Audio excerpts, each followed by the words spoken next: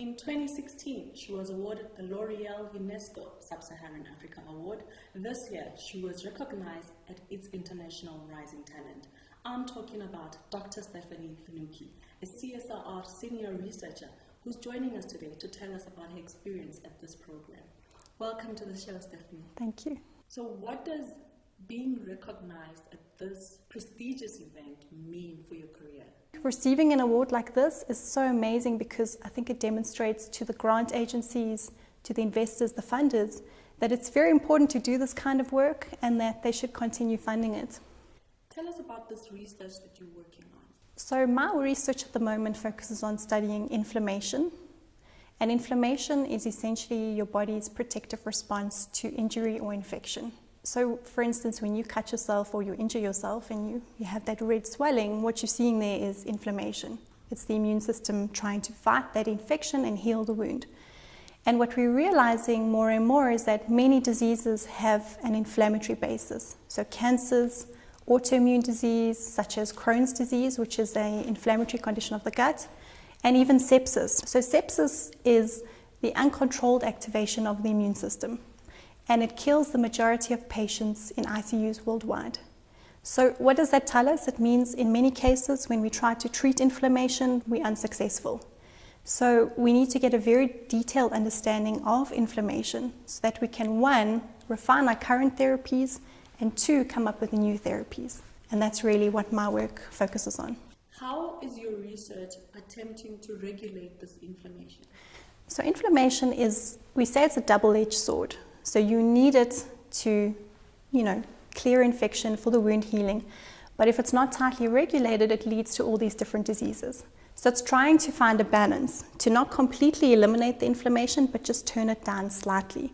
And so that's what we're trying to figure out, if it's possible to do that, because you don't want to wipe it out completely. We've had some a lot of success in doing that, but in the laboratory. So what the next step now is to see if we can take it to a translational space.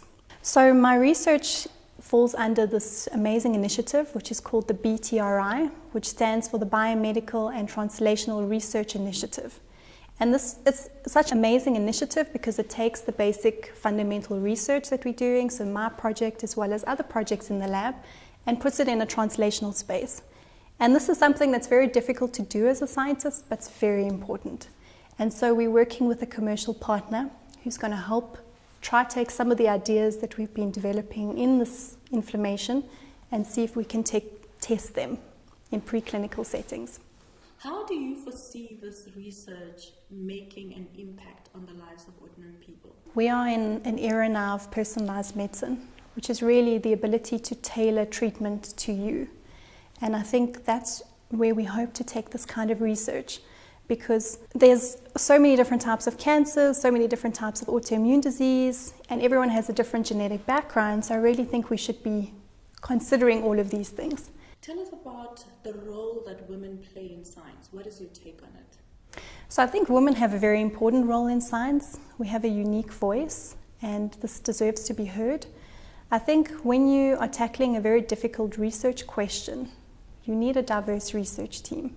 And I think women bring that diversity to the research team.